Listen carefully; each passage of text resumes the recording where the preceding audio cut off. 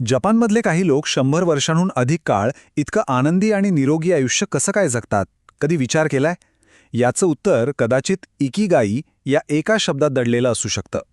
आज आपण Hector Garcia आणि फ्रान्सिस्क मिरालेस यांच्या Ikigai the Japanese secret to a long and happy life या पुस्तकातून दीर्घायुष्यी जीवनाचं हेच रहस्य उलगडणार आहोत. आपल्या अस्तित्वाचं कारण काय हा एक असा प्रश्न आहे जो आपल्या सगळ्यांनाच कधी ना कधी पडतो, नाही का? इकिगाई हे पुस्तक आपल्याला याच उद्देशाच्या शोधासाठी मार्गदर्शन करतं. मग इकिगाई म्हणजे नेमकं काय? तर ही एक जपानी संकल्पना आहे जिचा सोपा अर्थ आहे जगण्याचं कारण किंवा रोजच्या जगण्यातून मिळणारा आनंद आणि उद्देश.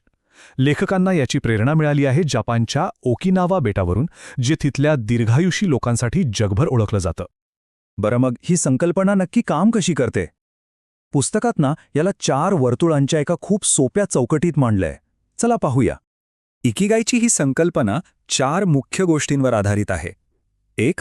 असं काम जे करायला आपल्याला मनापासून आवडतं. 2. जगाला ज्याची खरोखर गरज आहे. 3.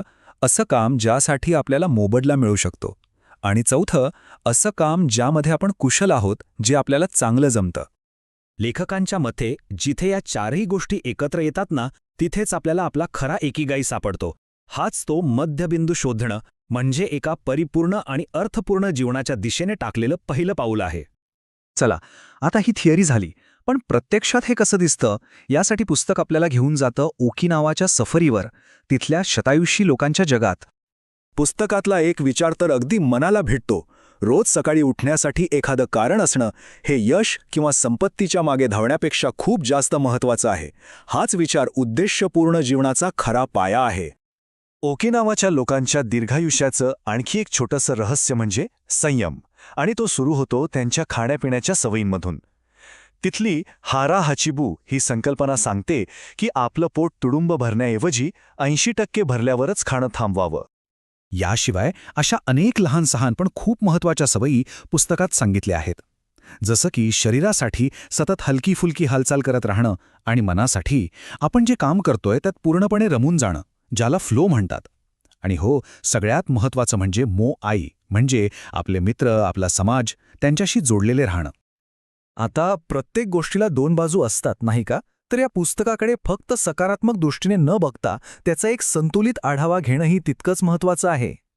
या पुस्तकाची सगळ्यात मोठी ताकद म्हणजे त्याची एकदम सोपी भाषा आणि त्यात दिलेले सल्लेही अगदी व्यावहारिक आहेत.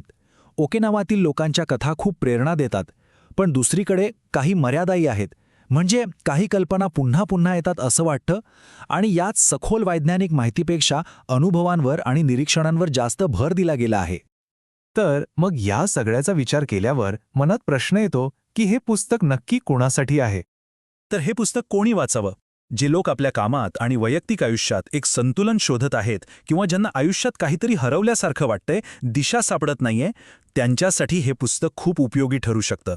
आणि अर्थातच ज्यांना जपानी जीवनशैलीबद्दल जाणून घ्यायचंय आणि सोप्या भाषेत प्रेरणा शोधायची आहे, त्यांना हे पुस्तक नक्कीच आवडेल.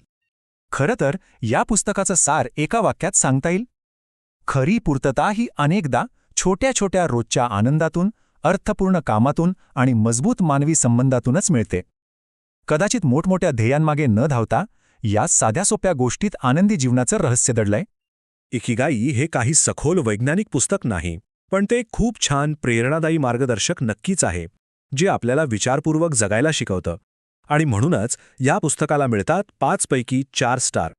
आणि जाता जाता एक प्रश्न: आपल्या रोजच्या जगण्याला आणखी अर्थपूर्ण बनवण्यासाठी अशी कोणती एक छोटी गोष्ट आहे जी आजपासूनच सुरू करता येईल?